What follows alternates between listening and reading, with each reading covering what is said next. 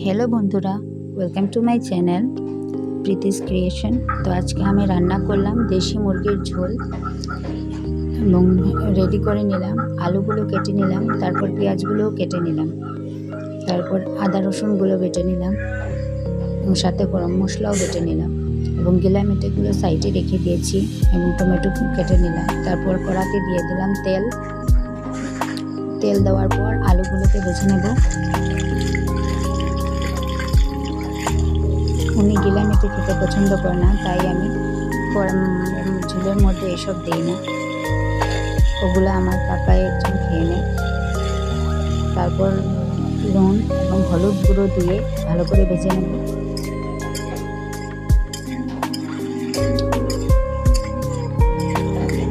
আজকে একটু বৃষ্টি পড়েছে এবং উনি বললেন যে একটু মাংসের ঝোল খাওয়া।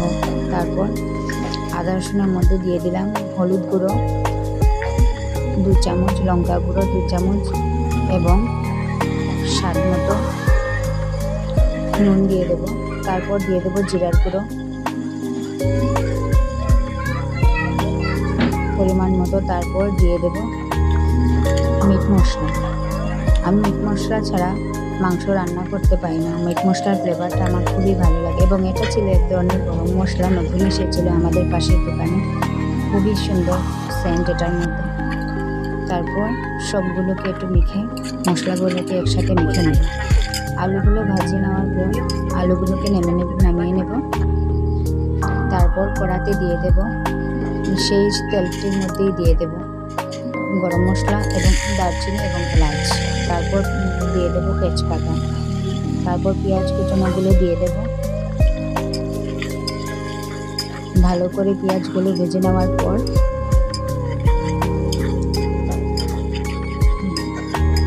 লাল লাল করে ভেজে নেওয়ার পর তার মধ্যে দিয়ে দেব সেই মশলাটা।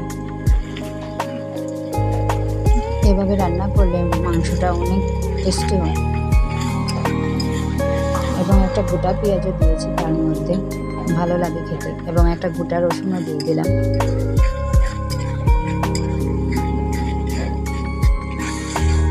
তারপর মশলাটাকে ভালো করে কষে নেব। দেশি মুরগির ঝোল অনেক স্বাস্থ্যকর হয়। মুরগিটা দেখুন কি লাল লাল।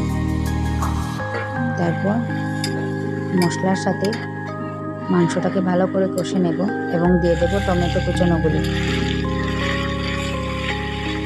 এবং ভালো করে মশলার মধ্যে টমেটোটাকে ভালো করে সাঁতলে নেব। গরম গরম ধোয়া ওঠা ভাতের সাথে এই কষানো মাংসটা অনেক টেস্টি লাগে। এক থালা ভাত এটা দিয়েই খাওয়া যায়। তারপর দিয়ে দেব ভেজে রাখা আলুগুলো। আলু দেওয়ার পর পুরো মাংসর সাথে মেখে নেব আলুগুলোকে।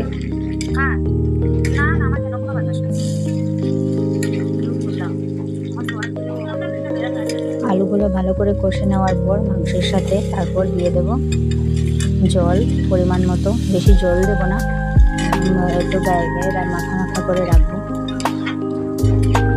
জল দেওয়ার পর একটু ডেকে ফুটিয়ে নেব। তারপর দিয়ে দেব গরম মশলাটা এবং আমার মাংসের ঝোল রেডি। Thanks for watching.